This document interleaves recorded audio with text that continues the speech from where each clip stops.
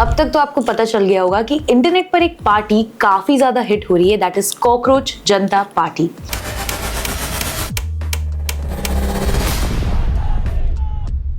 अब ये रियलिटी क्या है इसकी, और सबसे अमेजिंग बात तो ये है कि सिर्फ 4 दिन में 40 लाख फॉलोअर्स हो चुके हैं। सो अब आप ये सोच रहे होगे, क्या आप किसी भी दिन उठकर एक पॉलिटिकल पार्टी बना सकते हो और उसे इलेक्शन में ईवीएम पर देख सकते हो? सो ये पार्टी बनाई है अभिजीत दिपके ने सुप्रीम कोर्ट के सीजीआई के कमेंट के बाद। सो क्या आप और अभिजीत एक पॉलिटिकल पार्टी बना सकते हो और इलेक्शन लड़ सकते हो? तो चलो समझते हैं स्टेप बाय स्टेप जो रजिस्टर्ड प्रोसेस है, legal process under election commission of India.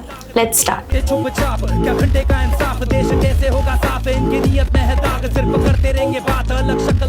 Step 1 is gathering the core squad. सबसे पहले आप अकेले पॉलिटिकल पार्टी नहीं बना सकते हो। Under section 29A of representation of people act 1951 आपको 100 इंडियन वोटर्स चाहिए जिनके पास मैंडेटरी होगा वोटर आईडी होना, एंड उन्हें एक इंडिविजुअल एफिडेविट देना पड़ेगा कि वो किसी दूसरे पार्टी के रजिस्टर्ड मेंबर नहीं है। Number 2, drafting parties constitution. ये सबसे इंपॉर्टेंट प्रोसेस है। आप अपनी पार्टी की एक रूल बुक या कॉन्स्टिट्यूशन बनाते हो जिसमें आप अपने ऑर्गेनाइजेशन का स्ट्रक्चर देते हो कि प्रेसिडेंट कौन होगा, ट्रेजरर कौन होगा एंड कौन जनरल सेक्रेटरी होगा।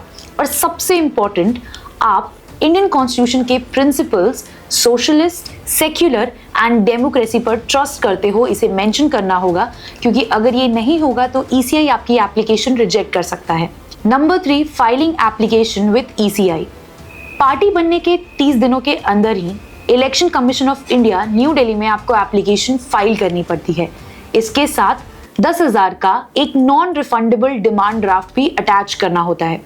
ऑफिस बेरर्स की लिस्ट देनी पड़ती है, pan card details and also आपको पार्टी के अकाउंट की डिटेल भी देनी पड़ती है। 4th step is public notice challenge.